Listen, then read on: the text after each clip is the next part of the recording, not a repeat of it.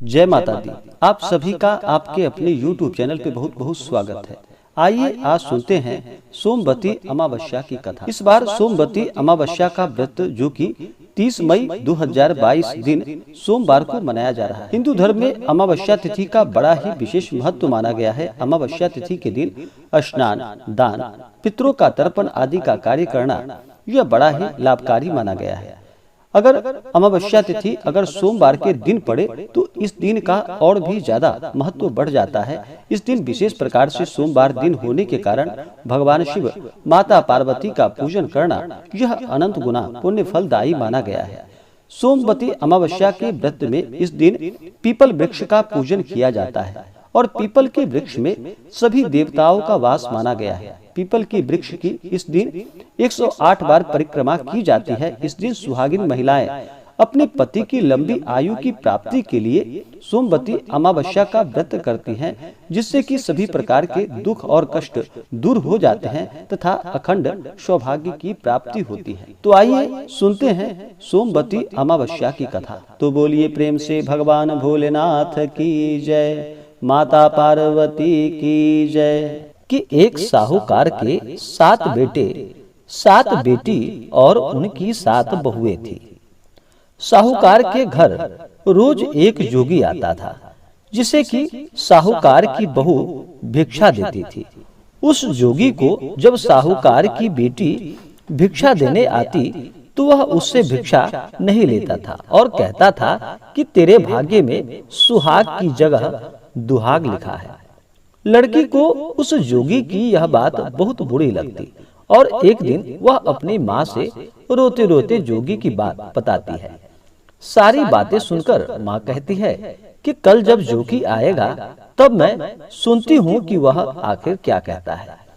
अगले दिन फिर जोगी आता है तो साहूकार की पत्नी छिप कर बैठ जाती है और लड़की को भिक्षा देने के लिए वहां भेज देती है। जोगी उससे भिक्षा नहीं लेता और फिर वह वही बात को दोहराता है कि तेरे भाग्य में सुहाग के बजाय दुहाग लिखा है।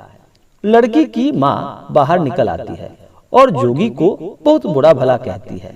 एक तो हम तुझे भिक्षा देते हैं और तुम हमें ऐसी ऐसी बातें कहते हो, गाली देते हो। जोगी कहता है कि मैं गाली नहीं दे रहा हूँ, जो बात सच है वही मैं तुमसे कह रहा हूँ। इसके भाग्य में जो भी लिखा है मैं वही सब सच तुम्हें बता रहा हूँ। सारी बातें सुनने पर लड़की की माँ कहती है कि जब तुम्हें सब पता है तो इसे बचने का कोई उपाय तो बता दो।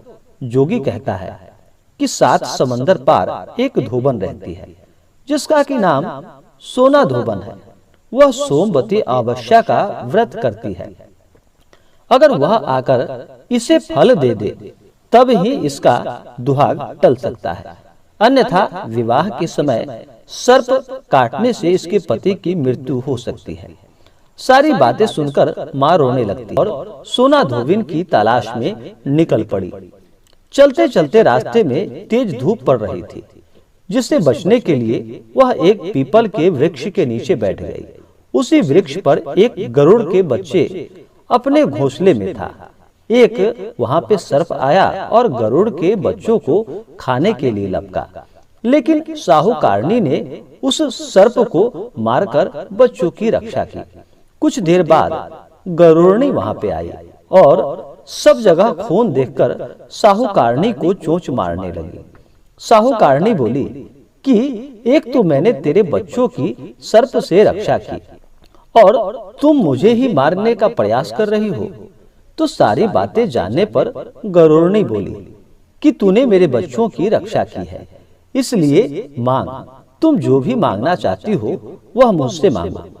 तो साहूकारनी गरुड़नी से कहती है कि मुझे 7 समंदर पार सोना धोबिन के यहाँ छोड़ दो। और गरुड़नी ने उसकी बातों को सुनकर वैसा ही किया। साहूकारनी वहां पहुंच तो गई, लेकिन सोचने लगी कि इसे कैसे मनाओ।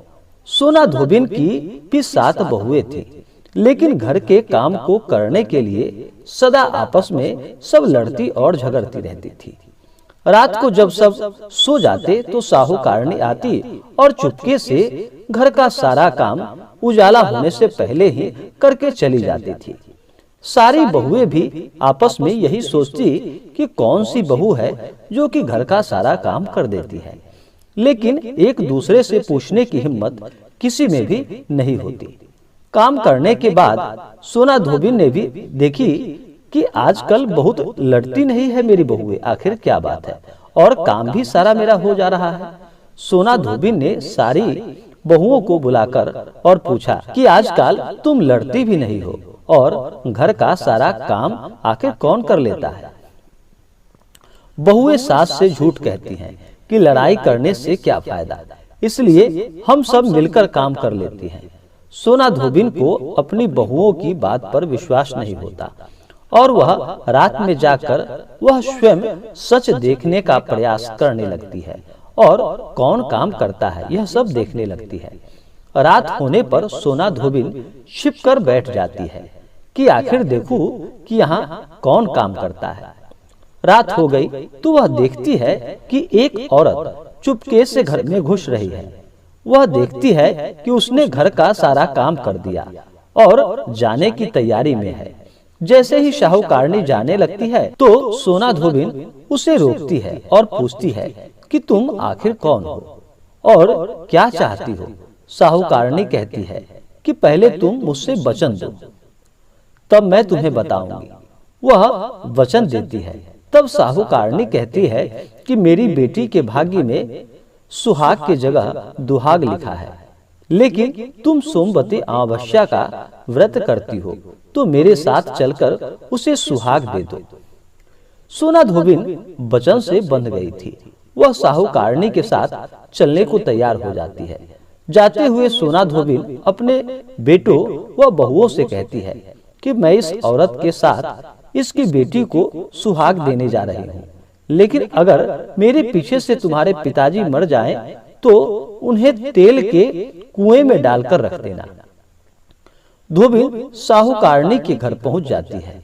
साहूकारनी अपनी बेटी का विवाह करती है तो फेरों के समय सोना धोबिन कच्चा करवा दूध तथा तार लेकर बैठ जाती है। कुछ समय बाद सर्प आया और दूल्हे को डसने लगा तो सोना धोबिन ने करवा आगे कर तार से सांप को बांध दिया और सर्प वहीं पे मर गया। अब सोना धोबिन ने लड़की को सुहाग दिया और कहा कि जितनी अमावस्याएं मैंने की हैं उन सभी का फल साहूकार की इस लड़की को मिल जाए। अब आगे जो अमावस्याएं मैं करूंगी उसका फल मेरे पति व मेरे पुत्रों को मिले। सभी लोग सोमवती अमावस्या की जय जयकार करने लगते हैं और सोना धोबिन अपने घर वापस जाने को तैयार हो जाती है। तो साहूकारनी ने कहा कि तुमने मेरे जमाई को जीवन दान दिया है, इसलिए तुम जो चाहो मुझसे मांग लो। तो सोना धोबिन बोली कि मुझे कुछ भी नहीं चाहिए और वह चली जाती है। रास्ते में चलते हुए फिर से सोमवती अमावस्या आ गई। उसने पीपल के पेड़ के नीचे बैठकर कहानी कही, व्रत रखा और पीपल के पेड़ की 108 बार परिक्रमा की। पीपल के पेड़ की पूजा के बाद वह घर जाती है तो देखती है कि उसका पति मरा हुआ पड़ा है। अब रास्ते में जो सोमवती अमावस्या उसने की थी उसका फल अपने पति को दे दिया, जिसके प्रभाव से वह पुनः जीवित हो जाता है। सब कहने लगते हैं कि तूने ऐसा क्या किया जो तेरा पति जिंदा हो गया है। वह कहती है कि मैंने तो ऐसा कुछ भी नहीं किया है, बस रास्ते में सोमवती अमावस्या आ गई थी जिसका मैंने व्रत किया, कथा कही और पीपल के वृक्ष की 108 बार परिक्रमा की। अब सारी नगरी में ढिंढोरा पिटवा दिया गया कि हर कोई सोमवती अमावस्या का व्रत करे, पूजा करेगा, व्रत रखेगा, कथा कहेगा और पीपल के वृक्ष की 108 बार परिक्रमा करेगा। हे सोमवती माता, हे भगवान भोलेनाथ, हे माता पार्वती, जैसे आपने साहूकार की बेटी का सुहाग दिया वैसे ही सबका सुहाग देना और उनके घर को सुख और समृद्धि से भरा रखना। इसी प्रकार से जो भी सच्ची श्रद्धा के साथ सोमवती अमावस्या का व्रत करते हैं, कथा श्रवण करते हैं, भगवान शिव जी की कृपा से उनके सभी मनोरथ पूर्ण होते हैं। तथा सभी प्रकार के सुख और समृद्धि की प्राप्ति होती है। तो आशा करता हूँ कि जानकारी आपको अच्छा लगा हो। ऐसे ही जानकारियाँ प्राप्त करते रहने के लिए हमारे इस चैनल पे अगर आप नए हैं तो चैनल को लाल बटन दबा करके सब्सक्राइब करें, साथ में बेल आइकन घंटी दबाएं ताकि मेरे वीडियो का नोटिफिकेशन आपको समय से मिलता रहे। वीडियो को लाइक करें, शेयर करें। जय माता दी। धन्यवाद।